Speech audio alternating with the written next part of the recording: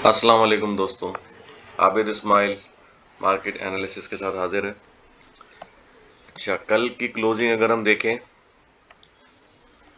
तो इसने ये अभी कल का जो रेजिस्टेंस लेवल था 43,650, उसके ऊपर अभी तक जो इसने क्लोजिंग नहीं दी। मैं इसको ज़रा जूम इन कर दूं ताकि आपको और इजीली समझ में आ जाए।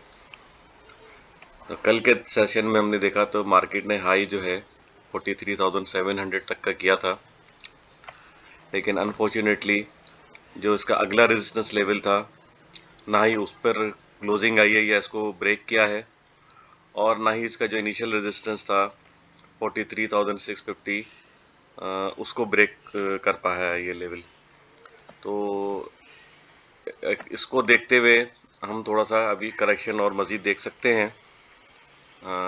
सपोर्ट लेवल जो है वो इनिशियल जो है वो 43,230 से लेके 43,040 तक है। ये जो मैंने ब्लू लाइन बनाई हुई है इसके in between this range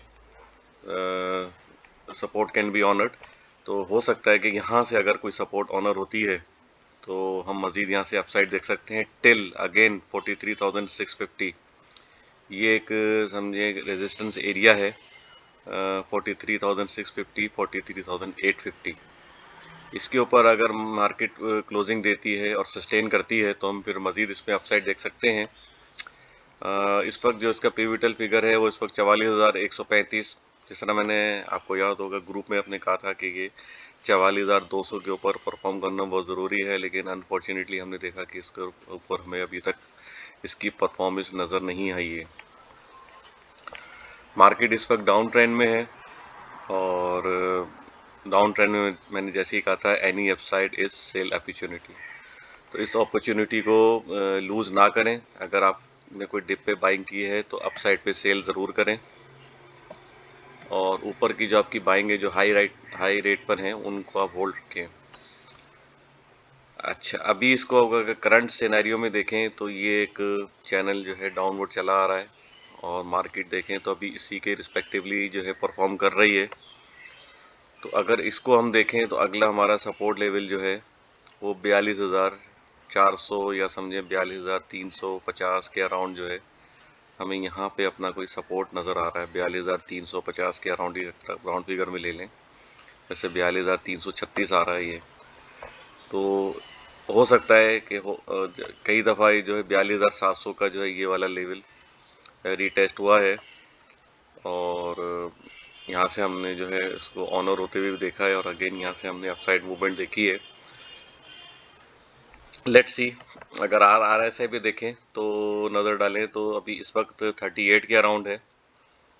that means कि यहाँ पे इसमें भी गुंजाइश है नीचे आने की। अगर ये आर एस आई नीचे आता है 25 तक भी आ सकता है, तो हो सकता है कि आने वाले दिनों में दोबारा ये लेवल रीटेस्ट हो सकता है 42,400 700 और 600 के अराउंड।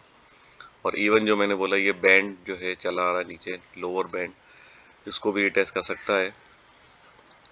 ये यहाँ पे 42,336। तो इसको आप इसके अकॉर्डिंगली जो है ट्रेड करें, जो मैं खुसूसन ट्रेडर के लिए बता रहा हूँ कि इसको मद्देनज़र रखते हुए अपनी जो है अकॉर्डिंगली इसको ट्रेड करें। इस वक्त जो है ये लाइन जो मैंने बनाई हुई है ये वाली 44,400 कि मैं राउंड फिगर में बता रहा हूँ, और 43,850, ये बहुत ही समझें क्रूशियल एरिया है। इसके ऊपर अगर भी मार्केट सस्टेन करती है, कोई परफॉर्मेंस देती है, तो हम मज़ीद कुछ इसमें अपसाइड देख सकते हैं। अनलेस और अनटिल अभी हम डाउन साइड ही देख रहे हैं, और करंट पॉलिटिकल सिनेरियो है वो आपके सामने है, और जो है पॉलिटिकल जो सिचुएशन है स्पेशली बिटवीन कॉन्फ्लिक्ट, और ये वॉर कह सकते हैं बिटवीन रशिया एंड यूक्रेन, तो उसके हवाले से देखें तो क्रूड की प्राइसेस, ब्रांड की प्राइसेस काफ़ी अभी भी हाई रेट पर हैं। और साथ ही साथ अगर हम कोल की प्राइस देखें तो वो भी काफ़ी हायर साइड पर है, जो अफेक्ट कर रहा है हमारे सीमेंट सेक्टर को। तो अभी इस वक्त सीमेंट सेक्टर में तो मैं समझता हूँ कि अभी एक्यूमुलेशन ना की जाए, पहले देखा जाए कि इसका बॉटम कहाँ लगता है सीमेंट सेक्टर का। तो बहरहाल कुछ स्टॉक मैं आपके साथ शेयर करना चाहूँगा इस करंट सिनेरियो में, जो आजकल के हालात हैं उसमें। एक तो है एयरलिंक सॉरी,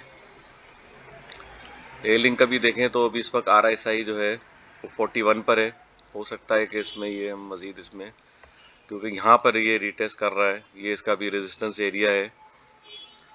ये समझ लें बिटवीन 55 टू 5550, ठीक है ना। अभी तक जो इसने रेजिस्टेंस लिए 55 46 के अराउंड ली है, 55 50 के अराउंड लिए, मतलब यही इसी के अराउंड जो है 5490 से लेके 55 50 तक अभी तक इसका ये रेजिस्टेंस। मैं इसको थोड़ा जूम इन कर दूं ताकि आपको इजीली समझ नज़र भी आ जाए और समझ में भी आ जाए, ठीक है। ये भी इसी तरह परफॉर्मेंस इसकी हो रही है कि ये जो है हायर लो जो बनाता हुआ नीचे आ रहा है, और उसके लोअर बैंड पे सपोर्ट भी आ रही है। यहाँ हमने 2-3 दफ़ा देखा कि यहाँ लोअर बैंड अभी ये डाउन ट्रेंड में इस वक्त ये भी, तो इस वक्त देखें तो अभी इसका जी यहाँ सपोर्ट है, यहाँ पे जो स्ट्रॉन्ग सपोर्ट 46 रुपये 20 पैसे पे नज़र आ रही है।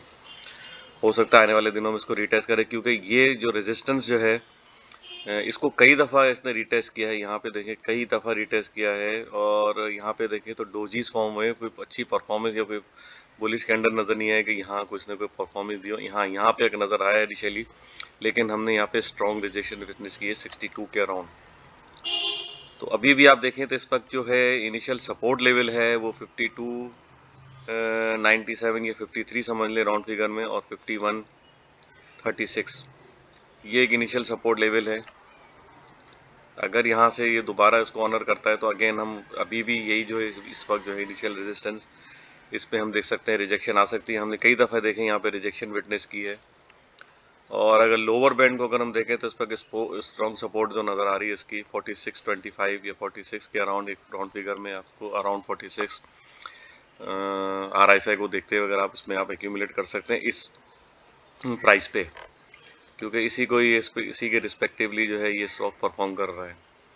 अपर साइड पे देखें तो 59 के अराउंड जो है बहुत स्ट्रॉन्ग रिजेक्शन है, ये एक स्ट्रॉन्ग रेजिस्टेंस है। अगर इसके ऊपर परफॉर्मेंस हमें मिलती है और सस्टेन करता है ये स्टॉक, तो ये अगला जो टारगेट होगा जहाँ पे इसकी स्ट्रॉन्ग रिजेक्शन आई थी, जिसे हम लोअर हाई भी कह सकते हैं कि यहाँ पे एक लोअर हाई इसने किया था, तो 6250 के अराउंड है।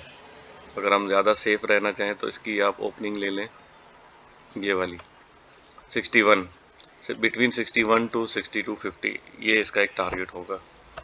नेक्स्ट स्टॉक है GGL वनी ग्लोबल ग्लास लिमिटेड।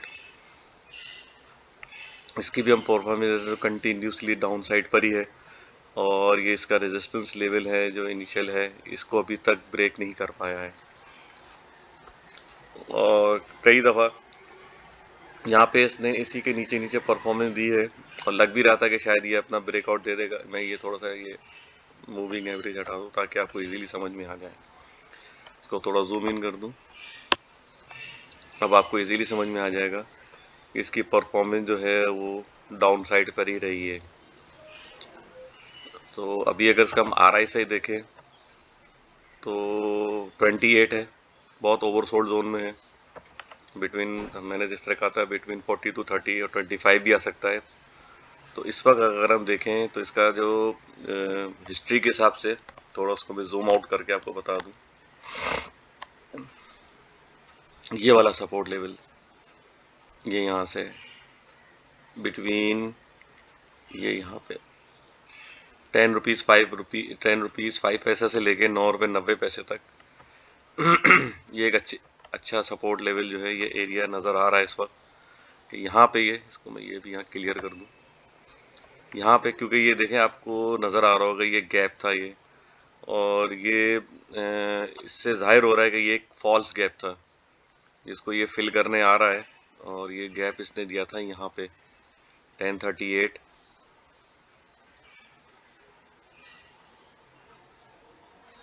इसी के अराउंड जो है 1042 जब इसकी क्लोजिंग आई है, इसी के अराउंड जिसका गैप जो ओपनिंग हुई थी, और मोस्ट प्रोबेबली ये इसको रिटेस्ट करने वाला है 10 रुपीज़ 7 पैसा, और इवन 9 रुपीज़ 90 पैसा, और इसको हम थोड़ा और भी अगर इसको, और हम ये सेकंड जो इसका ये वाला 9 रुपीज़ 83 पैसा, तो आने वाले दिनों में या हो सकता है आज के सेशन में ही होपफुली अगर ये मार्केट का थोड़ा सा डिप लेती है तो ये स्टॉक हमें यहाँ इस लेवल पे मिल सकता है। तो यहाँ पे एक्यूमुलेट करना चाहिए, क्योंकि इसका जो अगर हम हाई देखें तो 30 रुपीज़ का हाई है और काफ़ी डिस्काउंटेड प्राइस में मिल रहा है।